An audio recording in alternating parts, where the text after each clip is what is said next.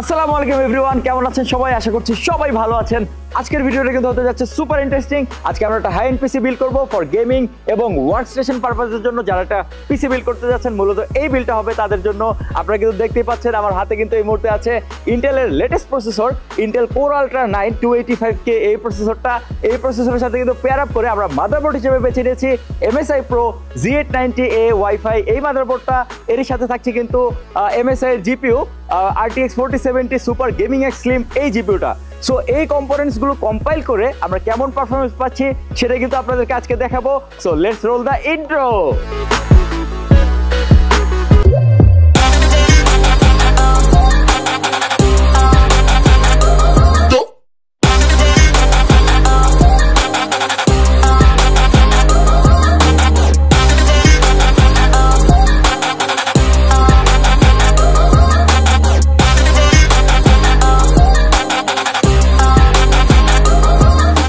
Welcome to our studio. তো আজকে আমাদের এই হাই এন্ড পিসি বিল্ডের সবগুলো কম্পোনেন্টস নিয়ে বিস্তারিত কথা বলবো। So let's begin with the processor. CPU হিসেবে আজকের এই বিল্ডে থাকছে কোর আলট্রা 9 285K এই প্রসেসরটা, যে প্রসেসরটা থাকছে ইন্টিগ্রেটেড এআই ইঞ্জিন। অর্থাৎ এই প্রসেসরটা কিন্তু বিভিন্ন ধরনের সিকিউরিটি থ্রেটস ডিটেক্ট করতে পারে, যেমন র্যানসমওয়্যার কিংবা সাপ্লাই চেইন অ্যাটাকস। LGA 1851 সকেটের এই প্রসেসরগুলো থেকে কিন্তু আপনি বেশ অপটিমাইজ একটা রেজাল্ট পাবেন। ইন্টেল কিন্তু বেশ কয়েক বছর ধরে তাদের আলট্রা সিরিজের এই প্রসেসরগুলোতে পারফরম্যান্স, পাওয়ার এফিসিয়েন্সি এবং গ্রাফিক্স নিয়ে কাজ করেছে। সো এই প্রসেসরগুলো কিন্তু বেশ ওয়েল ইকুইপড। ইন্টেলের প্রিভিয়াস মডেলের সিপিইউ গুলোতে কিন্তু আমরা খেয়াল করেছি হাইপার থ্রেডিং একটা ব্যাপার থাকে, অর্থাৎ 1 কোর 2 থ্রেডস এরকম একটা ব্যাপার স্যাপার আর কি। তবে আলট্রা সিরিজের এই প্রসেসরগুলোতে কিন্তু থাকছে 1 কোর 1 থ্রেডস। অর্থাৎ আমাদের আজকের যে প্রসেসরটা কোর আলট্রা 9 এতে কিন্তু থাকছে 24 কোর এবং 24 থ্রেডস, যেখানে পারফরম্যান্স কোর থাকছে 8টা এবং এফিশিয়েন্ট কোর থাকছে 16টা। এই প্রসেসরের বেস ক্লক 3.2 GHz এবং boost clock 5.7 GHz। প্রসেসরটির L2 cash 40 MB এবং L3 ক্যাশ 36 MB, যেখানে প্রসেসরটির বেস পাওয়ার 125 ওয়াট এবং ম্যাক্সিমাম টার্বো পাওয়ার 250 ওয়াট। এই সিপিইউটিতে থাকছে integrated Intel Xe LPG graphics. আমাদের সিপিইউটি যেহেতু 1851 সকেটের, সো আমরা এই সিপিইউর সাথে পেয়ার আপ করে মাদারবোর্ড হিসেবে বেছে নিয়েছি MSI Pro Z890A Wi-Fi এই মাদারবোর্ডটা, যেটা একটা ATX বোর্ড এবং এই মাদারবোর্ডটা কিন্তু আমাদের সিপিইউর মতোই AI ইন্টিগ্রেটেড। AI ইন্টিগ্রেটেড বলার কারণে এতে AI engine, AI land manager, Frozr AI cooling, AI boost সহ আরো অনেক ধরনের কিন্তু AI রিলেটেড ফিচার্স থাকছে। এই মাদারবোর্ডটিতে হেভি প্লেটেড হিটসিঙ্ক ব্যবহার করা হয়েছে এবং এটাতে কিন্তু ওভারঅল একটা ক্লিন এবং মিনিমাল লুক দেওয়া হয়েছে। এটা একটা DDR5 বোর্ড, যেখানে 4টা র্যাম স্লট থাকছে এবং max overclocking frequency 9200 mega transfer per second এবং আপনি 256 জিবি পর্যন্ত এখানে কিন্তু র্যাম ইনস্টল করতে পারবেন। এছাড়া এই বোর্ডটিতে কিউডিম ফর্ম ফ্যাক্টরের র্যামও কিন্তু সাপোর্ট করে। স্টোরেজ সিস্টেম হিসেবে দেওয়া হয়েছে 4টা M.2 স্লট, যেখানে অ্যাজ এক্সপেক্টেড একটা Zen 5 M.2 স্লট থাকছে এবং থাকছে 3টা Zen 4 M.2 স্লট। পোর্টস এবং কানেক্টিভিটির জন্য মাদারবোর্ডে থাকছে 3টা USB 10 Gbps, 4টা USB 5 Gbps, Thunderbolt port, SPDIF out, 5G land port এবং অডিও জ্যাক তো থাকছেই। এবং ওয়্যারলেস কানেক্টিভিটির জন্য এই মাদারবোর্ডে থাকছে লেটেস্ট জেনারেশনের Wi-Fi 7 এবং ব্লুটুথ 5.4। আমাদের আজকের এই পিসিটি যেহেতু video editing, 3D modelling, gaming এই ধরনের হেভি ইউসেজের জন্য ব্যবহার করা হবে, তাই কিন্তু সিপিইউটাও অনেক বেশি গরম হয়ে যাবে। সেক্ষেত্রে হিট ডিসিপেশনের জন্য দরকার একটা ভালো মানের কুলার, তাই আমরা বেছে নিয়েছি এনটেক Symfony 360 ARGB এই কুলারটি। এই লিকুইড কুলারটিতে 3টা 120 মিলিমিটারের PWM ARGB ফ্যান থাকছে, যেগুলোর স্পিড 800 থেকে 1600 RPM এবং এয়ার ফ্লো 72 CFM। এই কুলারটিতে মিরর ARGB লাইটিং, পাম্প হেডও থাকছে। এই বিল্ডের র্যাম হিসেবে থাকছে টিম এক্সট্রিমের 8000 মেগা ট্রান্সফার পার সেকেন্ডের 16 GB দুইটা স্টিক, অর্থাৎ টোটাল 32 GB। র্যামটিতে কিন্তু হাই কোয়ালিটি আইসি ব্যবহার করা হয়েছে, থাকছে 2 মিলিমিটার হিট স্প্রেডার। এছাড়া এতে থাকছে অনডাই ECC, যেটা কনভেনশনাল ECC থেকে এরর কারেকশন এবং ডেটা প্রোটেকশনের জন্য কিন্তু আরো বেটার পারফর্ম করে। র্যাম তো গেল, এবার কথা বলি SSD নিয়ে। আমাদের স্টোরেজ সিস্টেম হিসেবে আমরা আজকে SSD হিসেবে বেছে নিয়েছি western digital black SN770 1TB এর এই Zen 4 SSD-টা। এটা একটি M.2 NVMe SSD। এই SSD-টার রিডার স্পিড যথাক্রমে 5150 Mbps এবং 4900 Mbps এবং এই SSD-টার এন্ডিউরেন্স 600 TBW। এই পুরো বিল্ডে আমরা জিপিইউ হিসেবে ব্যবহার করছি MSI GeForce RTX 4070 super gaming x slim এই এডিশনটা, যেটা কিন্তু শুধুমাত্র নামেই স্লিম না, এটা কিন্তু দেখতেও অনেক স্লিম এবং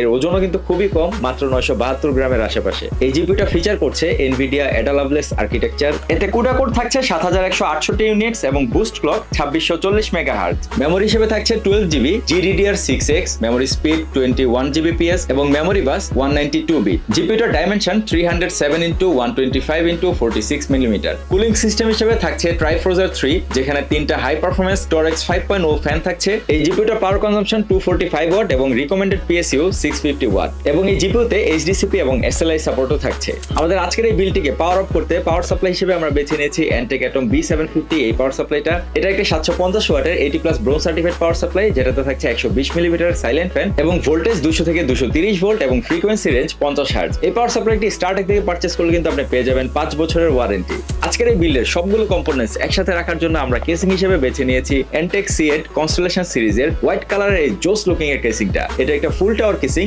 এবং এতে extended ATX, ATX, MATX, ITX সব ধরনের মাদারবোর্ডই কিন্তু সাপোর্ট করে। এই কেসিংটা ফ্রন্ট এবং সাইডে উভয় পাশে কিন্তু থাকছে টেম্পারড গ্লাস প্যানেল, সো আপনি কিন্তু আপনার কম্পোনেন্টস এর এস্থেটিক্সও এনজয় করতে পারবেন। কেসিংটাতে আপনি টোটাল 10টা ফ্যান ইনস্টল করতে পারবেন এবং এই কেসিংটার maximum CPU cooler height 175 millimeter, maximum graphics card length 440 millimeter, maximum PSU length 210 millimeter. আমাদের আজকের এই কেসিংটার ক্লিয়ারেন্স স্পেসও যেমন বেশি তেমন কিন্তু এয়ার ফ্লো যথেষ্ট ভালো।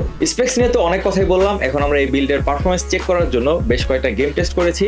প্রথমে আমরা খেলেছিলাম ব্ল্যাক মিথ উকং, যেখানে 1080p তে DLSS এবং রে ট্রেসিং অন ছিল, গ্রাফিক্স ছিল ভেরি হাই প্রিসেটে এবং রেজাল্ট হিসেবে আমরা এভারেজ FPS পেয়েছিলাম 225, ম্যাক্স FPS পেয়েছিলাম 365 এবং 1% লোতে আমরা পেয়েছিলাম 72। তারপর আমরা খেলেছিলাম RDR2 তে আমরা 1080p তে রে ট্রেসিং এবং DLSS অন করে খেলেছিলাম, গ্রাফিক্স আলট্রা প্রিসেটে খেলেছিলাম, এভারেজ FPS পেয়েছি 95, ম্যাক্সিমাম FPS পেয়েছি 115 এবং 1% লোতে আমরা FPS পেয়েছিলাম 75। এরপর আমরা খেলেছিলাম Forza Horizon 5, যেখানে 1080p তে DLSS এবং রে ট্রেসিং অন ছিল, গ্রাফিক্স ছিল ভেরি হাই প্রিসেটে, সেখানে আমরা পেয়েছিলাম এভারেজ FPS 125, ম্যাক্স FPS পেয়েছিলাম 217 এবং 1% লোতে আমরা পেয়েছিলাম 55।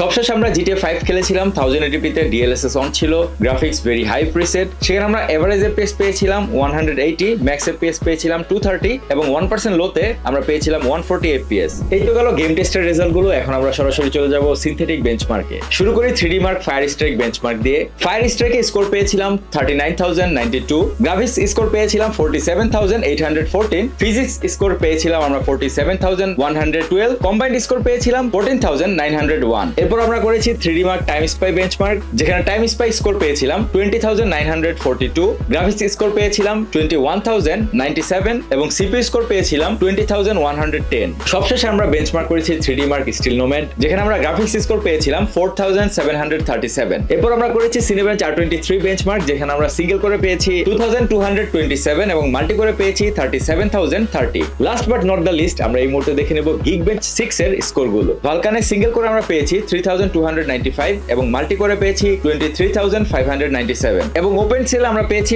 1,91,869। এই পিসিটার প্রোডাক্টিভিটি টেস্ট করার জন্য আমরা প্রিমিয়ার প্রোতে 10 মিনিটের একটা প্রজেক্ট ফাইল রেন্ডার করেছিলাম। পুরো প্রজেক্ট ফাইলটি রেন্ডার হতে 18 মিনিট 22 সেকেন্ড লেগেছিল। এতক্ষণ আমরা যতগুলো টেস্ট দেখালাম সবগুলো টেস্টের সময় রুমের টেম্পারেচার ছিল 23 ডিগ্রি সেলসিয়াস এবং আমরা মনিটর হিসেবে ব্যবহার করেছি MSI MEG 342 QCR E2 এই মনিটরটা। আমাদের আজকের এই বিল্ডের প্রাইস দাঁড়াচ্ছে 2,70,000 টাকা এবং কম্পোনেন্টস গুলোর পারচেজ লিংক ডেসক্রিপশন বক্সে দেওয়া থাকলো। এমন সব বিস্ট লেভেলের গেমিং পিসি পারচেজ করতে চলে যেতে পারেন স্টারটেকের রিগ হাউসে অথবা ভিজিট করুন startek.com.bd।